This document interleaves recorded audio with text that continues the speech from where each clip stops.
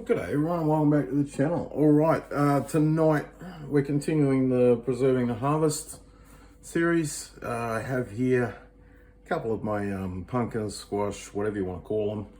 Alright, we have Gramma pumpkin. Now, when I picked this up to bring it in, silly me, I grabbed hold of the stalk on it. Stalk split out and it split the pumpkin. Now, the pumpkin does bleed when you first pick it, and that will seal the cut up. But I don't want to leave it for long storage that way. So instead of leaving it for a long storage, I could dehydrate it or make some pumpkin puree, which is what we're doing today. So that's one of them. The other one is one of my Pimply squash. This is in storage, but it's sort of getting the precursors towards moldy. I don't know if you can see it there. A little bit of fibrousness on the surface of it. I've given it a wash. I left that bit up there so I could show you that, because that gets cut off anyway. Now, once it's tending towards molding, I'm gonna take it and use it rather than leave it sit there and tempt fate. If I haven't cleaned everything up, then I'm gonna lose it. So we do not want to do that. All we're gonna do, now I know this is as hard as anything. So all I want to do is cut the end off it.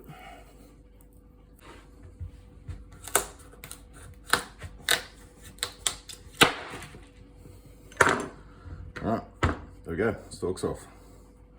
As I said, these are very hard skin. So now I'm just going to split it in half.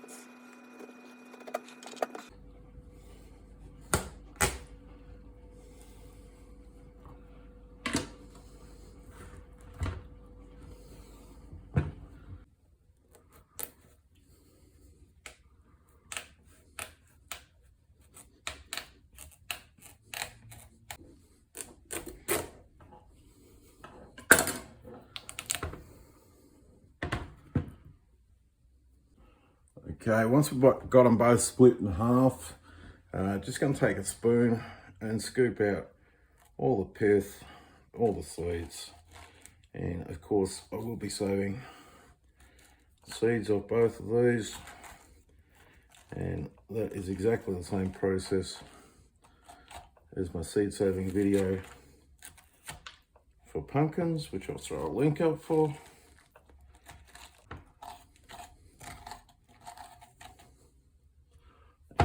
That's that one done, and I'll just go through and do the rest of them.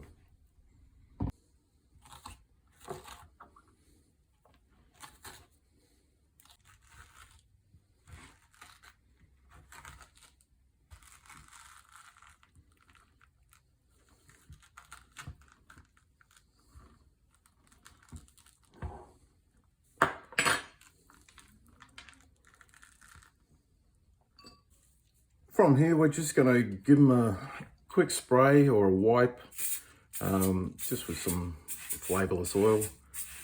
In this case, I'm using canola. You could use sunflower oil. You could use peanut oil. Anything that just doesn't have any flavour to it.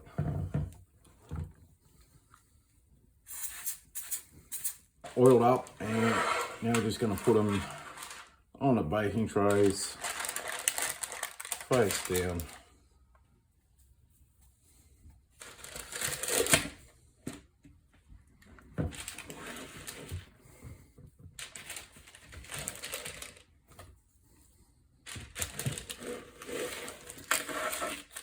Just like so.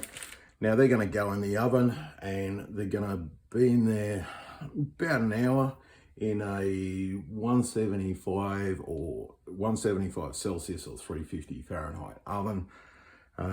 Just want to cook them until the flesh is soft enough that a fork can easily penetrate, and then we're going to let them cool down again after that. All right, so I'll bang these into the oven and be back shortly. Oh, we finished the baking time in the oven. They have cooled down a fair chunk. as you can see, that super thick rind on those pimply squash. So we just want to scrape all that filling out, get it all loose, and just straight out the food processor with that.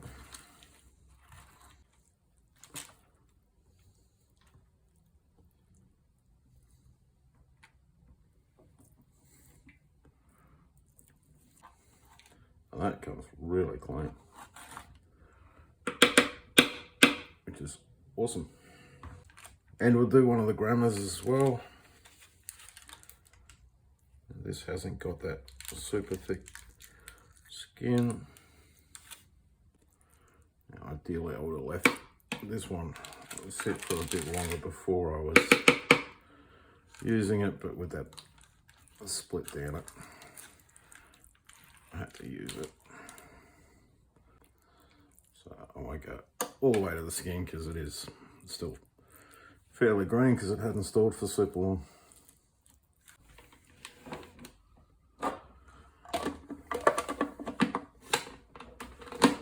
Okay, now we'll just pulse that down to a puree.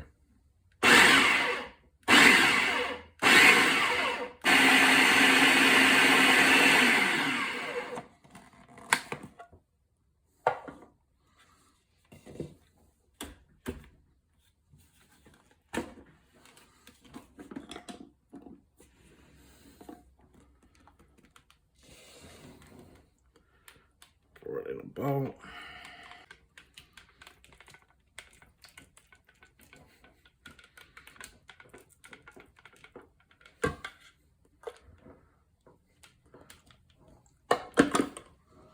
Okay, I'll go through and process the other one and then be back with you again in a bit.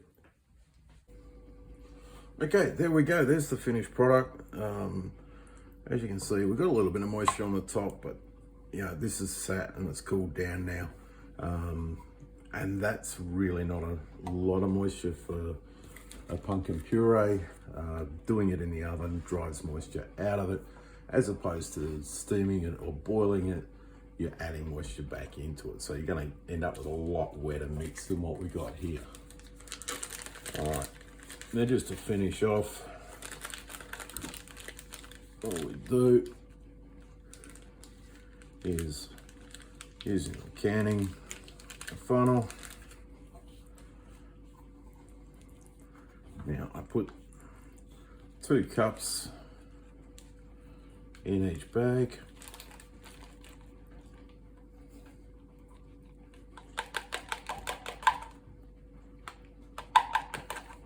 Would be handy to have another person holding things for you, but it's doable.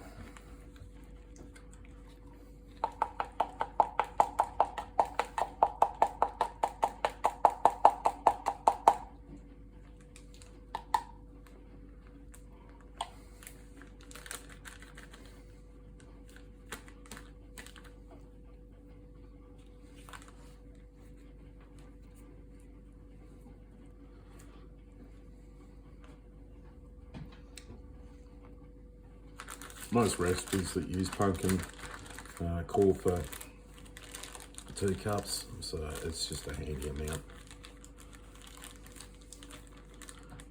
to have. Get as much air out as possible, seal it up, just press it out flat.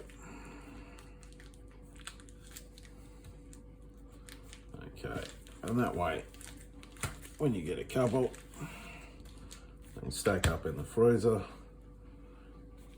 You know, they're not a mess in the freezer, they just stack up one on top of each other. And when you're thawing them out, you just pull them out, and when it's flat, it thaws quicker. Just leave it in the fridge overnight to thaw, and that way it's gonna thaw out without heating it up too much during a daytime or something like that. So just in the fridge overnight and then use it to cook with the next day. All right, thank you very much everyone for watching, and bye for now.